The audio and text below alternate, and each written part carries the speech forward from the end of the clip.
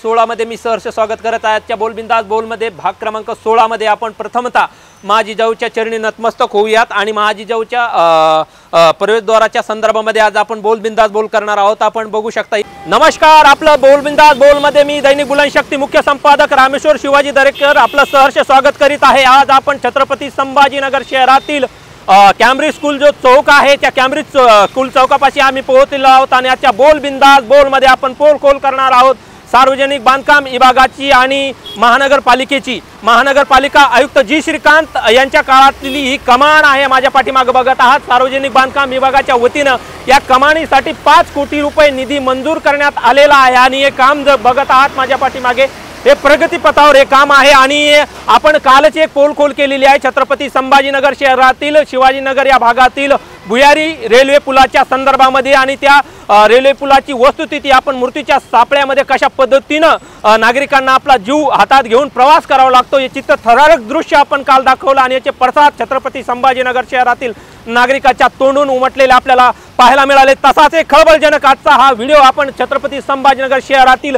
तमाम नागरिकांच्या आणि नेत्यांच्या देणारा हा व्हिडिओ असेल आजचा आपण बघणार आहोत। माझ्या पाठीमागे बघत आहात ही भव्य दिव्य पद्धतीची छत्रपती संभाजीनगर शहरात येणाऱ्या तमाम नागरिकांचं सहर्ष स्वागत करणारी ही कमान असणार आहे आणि या कमानीवरती 5 कोटी रुपये खर्च छत्रपती संभाजीनगर शहरातील सार्वजनिक बांधकाम विभागाच्या वतीने करण्यात आलेला आहे। आणि आता हा जो खर्च आहे कशा पद्धतीने पाण्यात रेल्वे जो पूल होता शिवाजीनगरचा त्या पद्धतीने घालवण्याचा गोरख धंदा जो आहे सार्वजनिक बांधकाम विभाग यांनी आणि महानगरपालिका या दोघांच्या संयुक्त विद्यमानाने केला गेलेला आहे। आपण वस्तुस्थिती दाखवणार आहोत।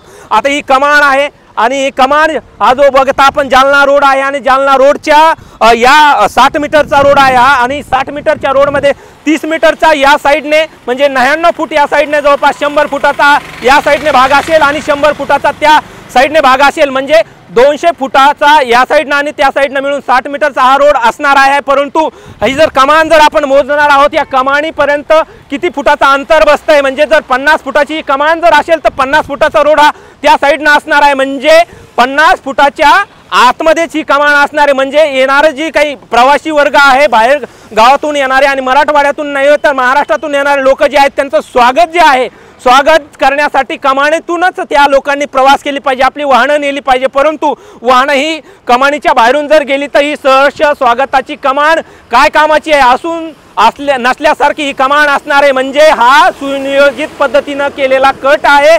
तुम्ही आम्ही सोबत राहू आणि सगळं सोबत खाऊ अशा पद्धतीचा हा कट आहे।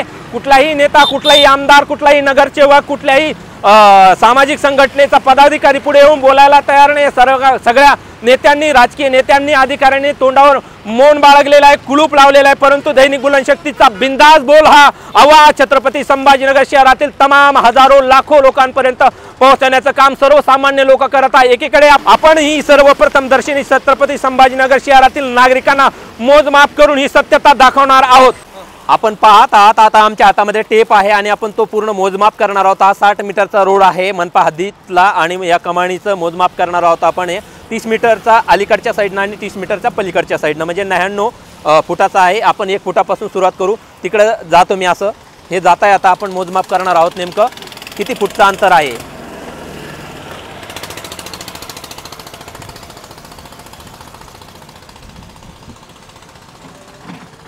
आपण दाखवणार आहोत आता 33 34 35 आणि 36 फूट जवळपास 35-36 फूट हे बघू शकता आपण हे 36 फूट आहे म्हणजे जवळपास 64 फूट जी आहे कमान जी आहे मध्ये घेतल्या गेलेली आहे।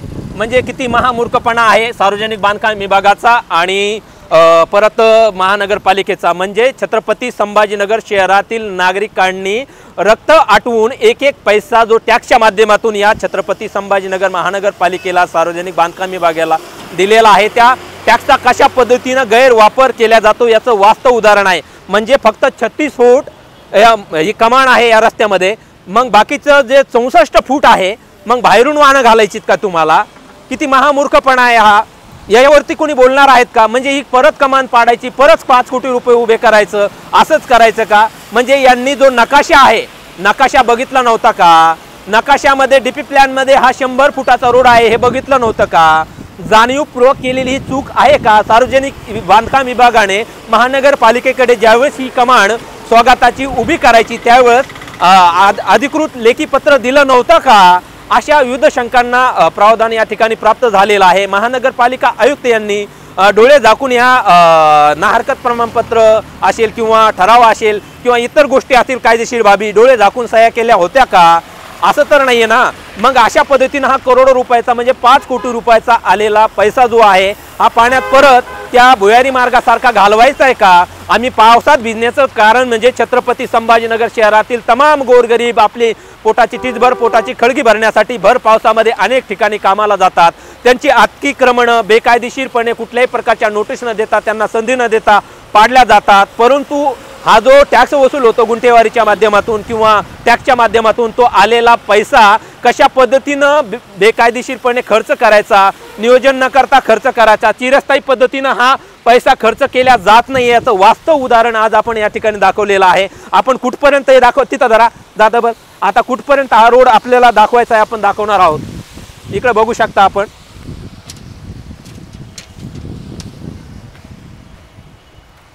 बघू शकता इकडे या आरामान खाली बा।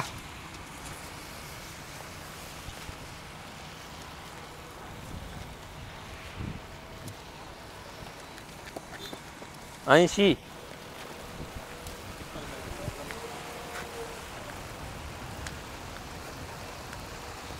90 92 93 94 95 96 97 98 99 इकडे या इथं दाखवा 99 हा 99 फूट इथपर्यंत आहे बघू शकता आपण 99 फूट इथपर्यंत आहे आणि पलीकडे आपण दाखवा तिकडे सरळ म्हणजे एवढं अंतर जे आहे इतकं पूर्ण अंतर आता म्हणजे ती कमान इतक्या मध्यभागी आहे अर्ध्यात पण कमान नाही रोडच्या यावरून कळतं की किती महामूर्खपणा आहे।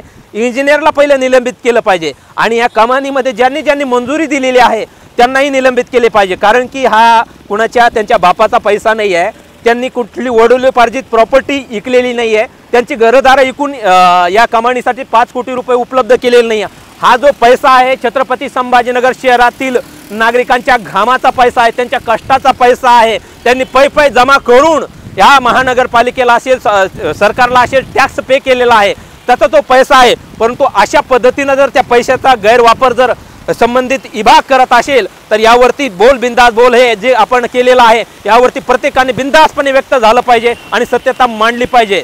धन्यवाद।